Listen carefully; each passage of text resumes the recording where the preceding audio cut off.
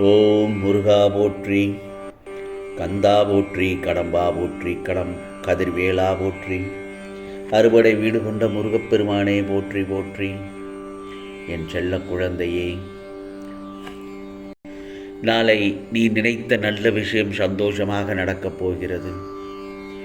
இந்த முருகப்பெருமான் சொல்வதை கேட்டுவிட்டு நிம்மதியாக தூங்கு என் செல்லமே.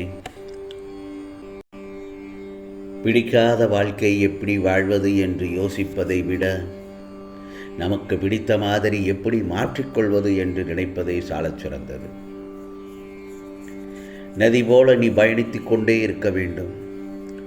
பாறைகள், காடுகள் என்று பல்லாயிரக்கணக்கான மைல்கள் கடக்க வேண்டியதற்கும் இவைகளை கடந்தபின்தான் சந்தோஷம் என்ற பெரிய சமுத்திரம் கிடைக்கும். வெற்றி வர அசைக்க முடியாத நம்பிக்கையும் விடாமுயற்சியும் இருந்தாலே போதும். உனக்கான வெற்றி நிச்சயம் என் செல்லமே. எல்லோருக்கும் எல்லாமும் அதற்கு உண்டான வயதில் கிடைப்பது அரிது. ஒருவருக்கு அவர் விரும்பிய வேலை வாய்ப்பு தானாகவே தேடி வருகிறது. இன்னொருவருக்கோ எல்லா திறமைகள் இருந்தும் சரியான வேலையோ அல்லது தொழிலோ அவனுக்கு அமைவதில்லை. ஒருவன் 22 வயதில் தனது வியாபாரம் தொழிலில் கோடீஸ்வரனான ஒருவன் 45 வயதில் 45 வயதில் எல்லாம் இழந்து ஏழ்மையாகிறான். ஆனால் மற்றொருவர் 40 வயது வரை தன் தொழிலில் வியாபாரத்தில் சகல கஷ்ட நஷ்டங்களை அனுபவித்து 50 வயதில் கோடீஸ்வரராகிறார்.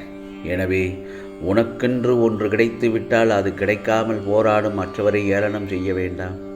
உன்னை மற்றவரோடு ஒப்பிட்டு உன்னிடம் இல்லாததை நினைத்து புலம்பவும் வேண்டாம். எதிர்காலத்தில் நடக்கவிருப்பதை எல்லாம் கட்டுப்படுத்த நினைப்பது இயலாதுதான்.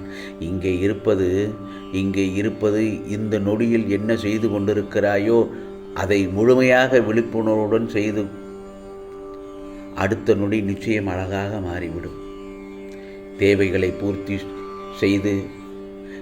நிச்சயமாக உனக்கான தேவைகளை பூர்த்தி செய்து கொள்ள முடியும். ஆனால் ஆசைகள் ஓட்டை குடம் போல் எப்போதும் நிறைவு செய்ய முடியாது. இதுதான் வாழ்க்கை என் செல்லமே. இதை புரிந்து கொண்டவர்கள் மட்டுமே மகிழ்ச்சியாக வாழ்கிறார்கள். அதே போலத்தான் வாழ்க்கை அமைதியானது தான். உன் மனம் மட்டும்தான் பதற்றமாக இருக்கிறது. அதை சாந்தப்படுத்தி வாழ்வில் வெற்றி பெற சில வழிமுறைகள் உள்ளது. அதை சொல்கிறேன், பின்பற்று. பிறகு உன் வாழ்வில் வசந்த காலம் உன்னை தேடி வரும். உனக்குள்ள பிரச்சனைகள் எல்லாம் உன்னுடைய திறமைக்கு உட்பட்டவைதான். அதை மீறிய பிரச்சனைகள் ஏதுமே இல்லை. நல்ல முடிவுகள் அனுபவத்திலிருந்து பிறக்கின்றன. ஆனால் அனுபவமோ தவறான முடிவுகளிலிருந்து கிடைக்கிறது. எதையும் உயர்வாக பார்க்க வேண்டாம், தாழ்வாகவும் பார்க்க வேண்டாம். யாரையும் ஆராதிக்க வேண்டாம், தூற்றவும் வேண்டாம். நோக்கத்தில் தெளிவும் மனதில் அமைதியும் கொண்டு நீ செயல்படும் போதுதான் நீ உனக்கான விரும்பும் லட்சியத்தை உன்னால் அடைய முடியும். எப்போதும் எல்லாம் இறைவன் செயல் என நாம் உணர்கிறோமோ அப்போது நன்மையும் ஆனந்தமும் அமைதியும் உனது வாழ்வில் நிரம்பி வழியும். உறவினராயினும் கடவுளே ஆயினும் தர்மமே மேலானது. தர்மத்திற்கு எதிராக செயல்படும் அனைவரும் ஒரு நாள் வீழ்ந்து போவார்கள். விதி வலியது. மனித உள்ளத்தின் முன் விதி பின்வாங்கும். நீ அரிய சாதனைகள் அனைத்தும் வலிமையினால் செய்யப்பட்டவை அல்ல, விடாமுயற்சியினால் தான் செய்யப்பட்டவை. ஆகவே நீ தேடும் ஆனந்தமும் அமைதியும் உன் உள்ளேதான் இருக்கிறது. அதை வெளியே தேட வேண்டாம். அதை எப்பொழுதும் உன் உள்ளேயே தேடிக்கொண்டே இரு. பிறகு நல்லதொரு வாழ்க்கை அமைத்து கொள்ள அறிவு ஒளியை பெற உன் உள்ளத்திலிருந்து வரும் பொறாமை, போட்டி, பேராசை, பயம் போன்ற அழுக்குகளை அகற்றி உன்னை நீயே தூய்மைப்படுத்தி கொள்ள வேண்டும். நீ தனியாக நின்றுதான் இதையெல்லாம் சாதிக்க வேண்டும். இதில் யாராலும் உனக்கு உதவ முடியாது. இந்த முருகப்பெருமான் வார்த்தைகள் மீது நம்பிக்கை வைத்து செயல்படு. நிச்சயமாக உனது உயர்ந்த நிலையை நீ நிச்சயமாக அடைவாய். பொறுமையாக மட்டும் இரு. உனக்காக நான் இருக்கிறேன். என்னை நம்பி என்னிடத்திலேயே ஐக்கியமாகிவிடு. உனக்கு வேண்டியதை செய்ய இந்த முருகப்பெருமான் நான் காத்திருக்கிறேன். யாருக்குத்தான் கஷ்டங்கள் இல்லை, யாருக்குத்தான் துன்பங்கள் இல்லை. கர்ம பலன்களின் ஆதிக்கம் சூழ்நிலைகளில் மாறுதல் ஏற்படும் போது நீ நெடுங்காலமாக விரும்பிய எண்ணங்கள் பல வருடங்கள் தள்ளிப்போகும் சூழ்நிலைக்கு தள்ளப்படுகின்றோம். ஏன், எதனால், எதற்காக? ஒரு மாற்றம் ஏற்படுவதற்காக, அதற்கு உன்னை தயார் செய்வதற்காக என்று அர்த்தம். அதற்காகத்தான் சொல்கிறேன், பொறுத்திரு, காத்திரு, அனைத்தும் நடக்கப் போகிறது என்று. துன்பங்கள் உன்னை விட்டு அகலப் போகிறது. நிச்சயம் ஒரு நாள் உன்னை உயர்ந்த நிலைக்கு இந்த முருகப்பெருமான் உன்னை கொண்டு வருவேன். எவ்வளவு தூரம் சென்றிருந்தாலும் உன்னை இழுத்து கொண்டு வந்து எனது இரு உள்ளங்கைகளில் வைத்து பொக்கிஷம் போல பாதுகாப்பேன் என் செல்லமே. கவலைப்படாதே. உன் கஷ்டங்காலங்களில் எதை நினைத்து மனதை சாந்திப்படுத்திக் கொள்கிறாய்?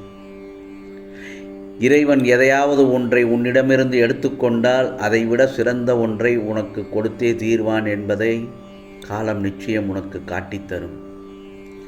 அதுவரை நம்பிக்கையோடு காத்திருக்க வேண்டும். அதே போலத்தான் யாராவது ஒருவரிடம் உள்ளதொன்றை பார்த்து பொறாமைப்படாதே. ஒருவேளை நீ அவருக்கு அது அருள் என்று நினைத்திருப்பாய். ஆனால் அதுவே அவருக்கு பெரும் சோதனையாக இருக்கும். அதே நேரத்தில் யாரையும் பழி வாங்க வேண்டும் என்று எண்ணத்தோடு யார் கூடயும் பழக வேண்டாம். அது உன் நிம்மதியை தொலைக்க வைக்கும். காலம் அதன் கருமத்தை கச்சிதமாக செய்யும் வரை பார்த்து கொண்டிரு. நீ வாழ்க்கையில் எதை இழந்தாலும் அதற்கு பதிலீடாக எதையாவது பெறுவாய். ஆனால் இறைவனின் மீதான நம்பிக்கையை நீ இழந்தேயானால் அதை ஈடு செய்ய உன்னால் எதையும் தேட முடியாது.